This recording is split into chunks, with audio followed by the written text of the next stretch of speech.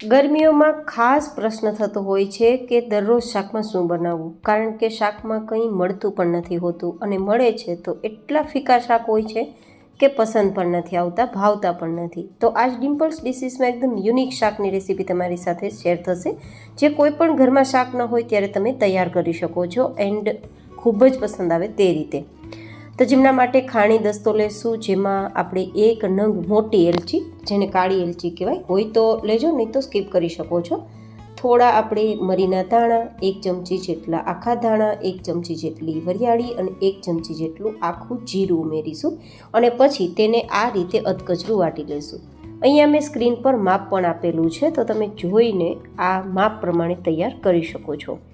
આ રીતે અધકચરું સરસ મજાનું વટાઈ જાય પછી તેને અત્યારે આપણે સાઈડમાં રાખી દઈશું અને હવે આપણે સીધી ગેસ ફ્લેમ પર જ આગળની પ્રોસેસ તૈયાર કરીશું. તો જેમના માટે લગભગ 2 થી 3 ચમચી જેટલું તેલ ગરમ કરીશું. અહીંયા તેલની બહુ રિક્વાયરમેન્ટ રહેશે નહીં, પણ જો કે તમે 1-2 ચમચી વધારે ઉમેરવું હોય તો પણ ઉમેરી શકો છો. હવે અહીંયા આપણે તમાલપત્ર, સૂકા લાલ મરચાં, પછી તો કે મીઠા લીમડાના પાન, જો કે મારી પાસે સૂકા છે, તમારી પાસે ફ્રેશ હોય તો તે પણ લઈ શકો. અને પછી આપણે અધકચરો વાટેલો મસાલો ઉમેરી દઈશું અને થોડી હિંગ ઉમેરી દઈશું અને આ રીતે માત્ર અડધી મિનિટ માટે ધીમા ગેસની ફ્લેમ પર સાતળીશું, જેથી આપણા મસાલા સતળાઈ જાય. અને લગભગ 3 નંગ જેટલા મરચાંના ટુકડા તૈયાર કર્યા છે તે ઉમેરી દઈશું અને 2 નંગ જેટલા ટમેટાના ટુકડા તૈયાર કર્યા છે તે ઉમેરી દઈશું. અહીંયા ટમેટા, મરચાં, આદુ આવી બધી સામગ્રીઓ છે ને દરેકના ઘરમાં હોય છે, તો મેં એ રીતે ઉપયોગમાં લીધી છે. તો થોડો આદુનો ટુકડો પણ આપણે આ રીતે ગ્રેટ કરી લઈશું. ગાઈઝ, આજની સબ્જી નાનાથી લઈને મોટા કોઈ પણ ઉંમરની વ્યક્તિને પસંદ આવે તે રીતે બનશે અને બનાવવાળાને પણ મજા આવશે. અને ખાસ આ સબ્જી રોટલી, પૂરી, પરાઠા, થેપલા, રોટલો કે પછી રાઈસ કે પછી ખીચડી સાથે પણ મજા આવે તેવી સબ્જી તૈયાર થશે. તો તમને આ સબ્જી પસંદ આવવાની છે. એન્ડ તમારું નામ શું છે, તમે મને ક્યાંથી જોઈ રહ્યા છો તે પણ મને કોમેન્ટ બોક્સમાં લખીને જરૂરથી બતાવજો, જેથી હું તમને સ્પેશિયલ થેન્ક્સ કહી શકું. આ રીતે લો ટુ મીડિયમ ગેસની ફ્લેમ પર 2 મિનિટ માટે આપણે સાતળવાનું હતું, જેથી આ બધી સામગ્રી એકદમ સોફ્ટ થઈ જાય. હવે મસાલામાં 1 નાની ચમચી જેટલું નમક, 1/4 ટીસ્પૂન જેટલો હળદર પાવડર, 2 નાની ચમચી જેટલું લાલ મરચું પાવડર અને 1 ચમચી જેટલું ધાણા જીરું પાવડર ઉમેરીશું અને પછી બધું સરસ મજાનું મિક્સ કરી દઈશું. અહીંયા આપણે ટમેટાને એકદમ સરસ મજાના સોફ્ટ કરી લીધા છે, જેથી એકદમ સરસ ગ્રેવી જેવું ફોર્મ આવી જશે.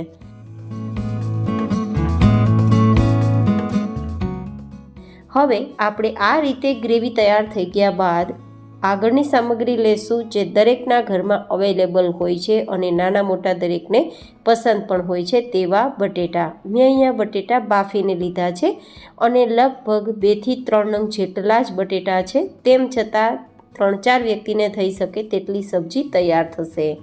તો આ રીતે બાફેલા બટેટાને હાથથી મેશ કરીને ઉમેરવાના છે, મતલબ ટુકડા નથી કરવાના, પણ મેશ કરીને ઉમેરવાના છે.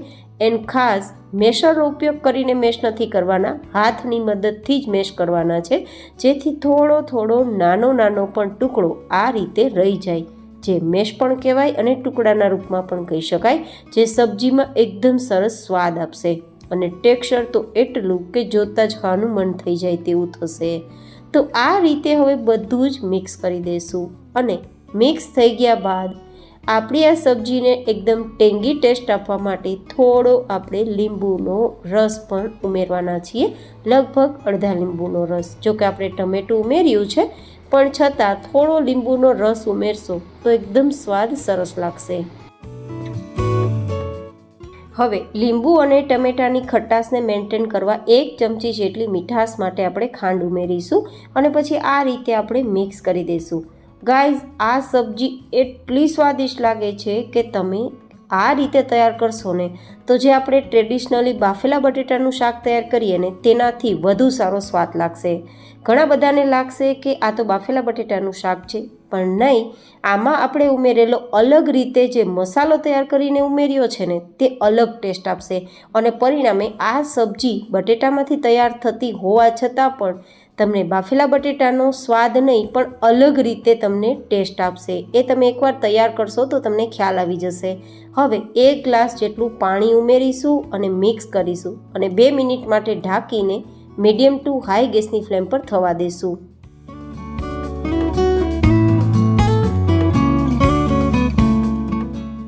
બે મિનિટ પછી તમે જોઈ શકો છો કે શાકમાં ઉપર તેલ દેખાય છે, મતલબ આપણી સબ્જી ઓલમોસ્ટ રેડી છે. આ સબ્જીને તમે જીરા આલુ તરીકે કે પછી મસાલા આલુ તરીકે પણ ઓળખી શકો છો. એન્ડ બિલીવ મી ગાઈઝ, એટલી સ્વાદિષ્ટ સબ્જી છે કે જે ખાશે તે આંગળા ચાટતા રહી જશે. એન્ડ જો આ સબ્જીની સાથે તમે પરાઠા કે પછી પૂરી ખાશો તો કંઈ ઘટે જ નહીં. જો કે તમે ખીચડી અને રાઈસ સાથે પણ ખાઈ શકો છો જો તમારે રોટલા પૂરી પરાઠા ના ખાવું હોય તો આજની મારી આ શાક ના હોય ત્યારે બનાવવામાં એકદમ સરળ રહે, ખૂબ પસંદ આવે તેવી સબ્જી તમને કેવી લાગી એ મને કોમેન્ટમાં લખીને જરૂર બતાવજો. ફરી મળીશું એક નવી જ હેલ્ધી રેસીપી સાથે. ત્યાં સુધી stay healthy and stay happy.